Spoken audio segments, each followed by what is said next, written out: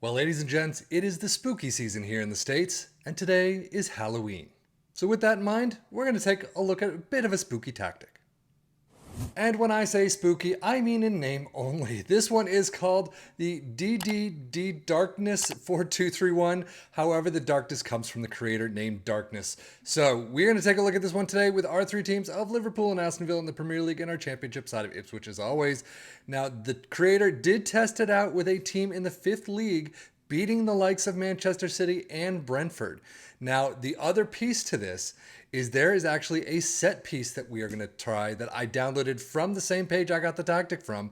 So we're going to see how they did. When asked by someone how many goals did they score during their set pieces, they said about 30 to 40 a season from corner kicks. So we're going to see how it works for our teams. So let's just dive into the Premier League and see how they did. Well, we will jump into the stats later, but Liverpool having a fantastic season, 98 points, winning the league fairly handily, 126 goals is insane. Aston Villa in third, though, 86 points, 92 goals is pretty good for them as well. This worked. Well, schedule-wise, FA Cup doing abysmally, losing out in the 4th round replay 3-4 against Bournemouth. However, against Ipswich Town of all teams, they win the Carabao Cup final 4-1. And an amazing run through the Europa League. They get to the final, beating Roma 2-1.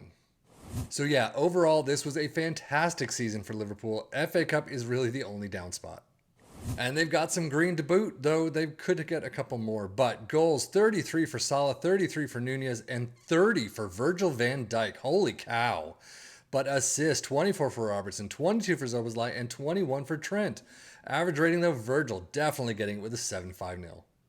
Aston Villa, on the other hand, losing out in the Carabao Cup 4th round, 1-1 in penalties to Manchester United, and they get all the way against Ipswich Town in the FA Cup final 4-1 there.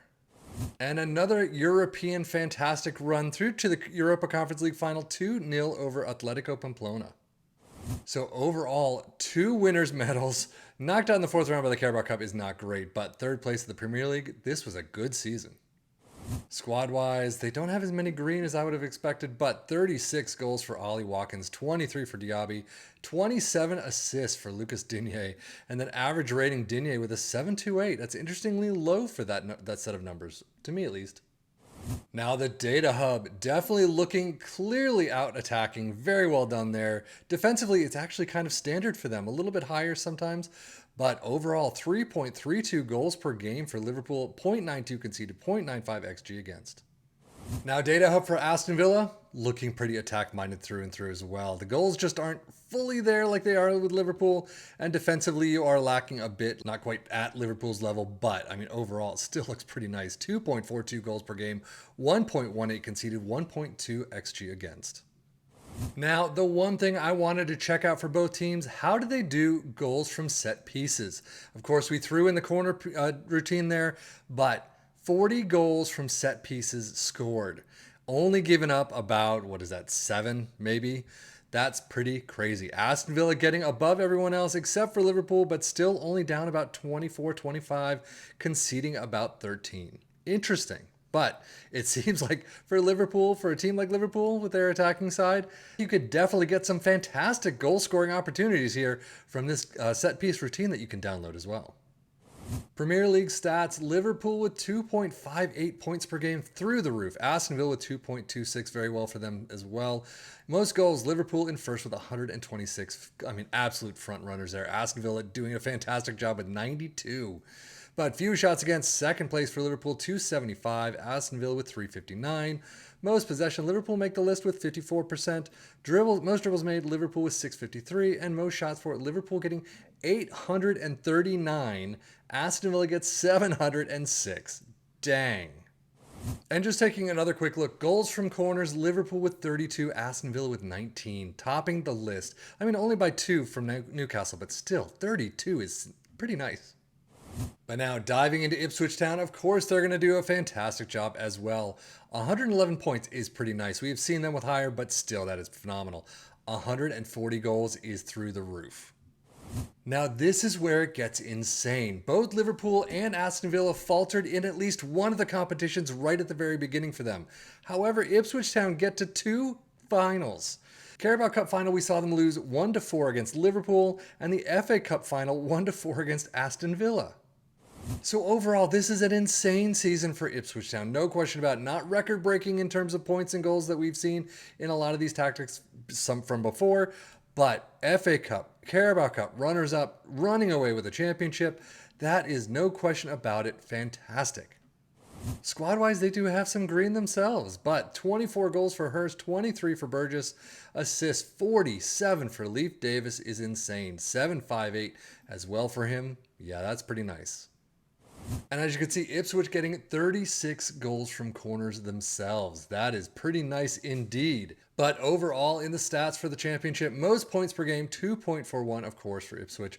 Most goals in first with 140. Leeds getting 100, but still 140. And no playoffs involved for them. But few shots against, 317 in first. Most possession in 8th with 53%. Most dribbles made in 6th with 742. And a whopping 936 shots for. That's insane. So let's just dive into the tactic itself and see how it worked. Sweeper, keeper, in defend is where we start. Wingbacks on the left and the right in attack.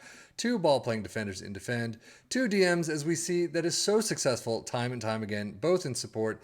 2 attacking midfielders on the sides, or somewhat sides. An attacking midfielder in attack in the central spot, and then an advanced forward in attack up front. Mentality is attacking, in possession, attacking width is fairly wide, approach plays past into space, focus play down the left and the right, passing directness is shorter, tempo is higher, low crosses and run at defense. In transition, counter press, counter, distribute quickly and roll it out. And out of possession, a high press line of engagement, a much higher defensive line, trigger press much more often, and prevent goalkeeper distribution. So yeah, this tactic definitely worked for these 3 teams. No question about it. Ipswich having a phenomenal time of it, 140 goals. They got to 2 cup finals. That is pretty crazy.